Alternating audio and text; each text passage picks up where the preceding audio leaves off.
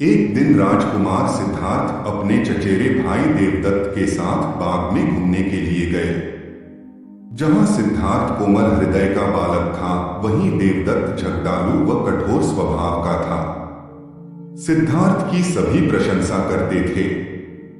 देवदत्त की प्रशंसा कोई नहीं करता था, इसलिए देवदत्त मन ही मन सिद्धार्थ से जलता था। जहां वे दोनों घूम रहे थे, उनसे थोड़ी ही दूरी पर एक हंस उड़ रहा था। उस हंस को देखकर सिद्धार्थ बहुत प्रसन्न हो रहा था। तभी देवदत्त ने कमान पर तीर चढ़ाया और हंस की ओर छोड़ दिया। तीर सीधा जाकर हंस को लगा। वह घायल हो गया और छटपटाकर सिद्धार्थ ने दौड़कर उस घायल हंस को उठाया। उसने हंस के घायल शरीर से बह रहे लहू को साफ किया और उसे पानी पिलाया। तभी देवदत्त वहां आ पहुंचा। उसने क्रोध से सिद्धार्थ की ओर देखा और बोला, इस हंस को चुपचाप मुझे दे दो सिद्धार्थ, इसे मैंने तीर मारकर नीचे गिराया है। नहीं, सिद्धार्थ ने हंस की पीठ सहलाते हुए उत्तर दिया, मैं इस हंस को तुम्हें नहीं दे सकता।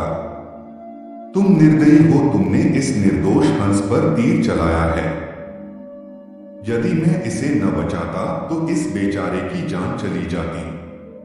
देखो सिद्धार्थ, देवदत्त उसे घूरकर बोला, यह हंस मेरा है।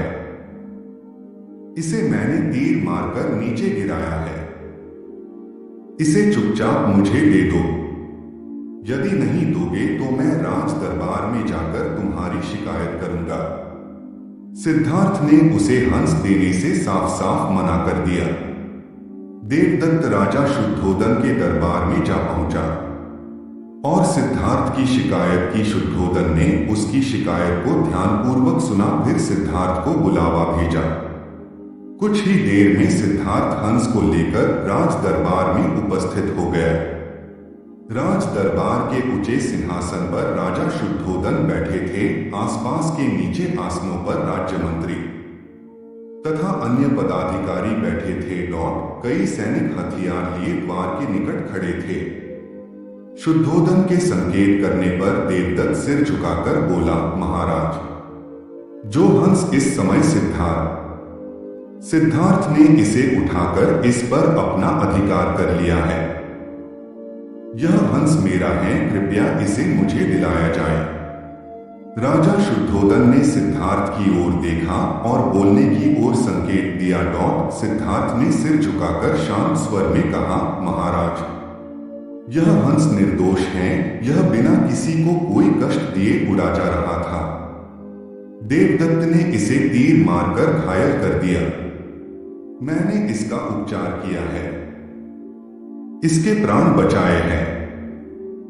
मैं समझता हूं कि प्राण लेने वाले से अधिक प्राण बचाने वाले का अधिकार होता है। मैं आपसे प्रार्थना करता हूं कि यह हंस मेरे पास ही रहने दे। मैं इसे बिल्कुल स्वस्थ करके आकाश में उड़ा देना चाहता हूं। शुद्धोदन ने अपने सभासदों से विचार विमर्श किया। वे सभी एक ही स्वर में बोले, महाराज, राजकुमार सिद्धार्थ का कहना बिल्कुल ठीक है। जीवन लेने वाले से बचाने वाले का अधिक अधिकार होता है। हंस राजकुमार सिद्धार्थ के पास ही रहने देना चाहिए। राजा शुद्धोदन ने सभासदों की बात मान ली।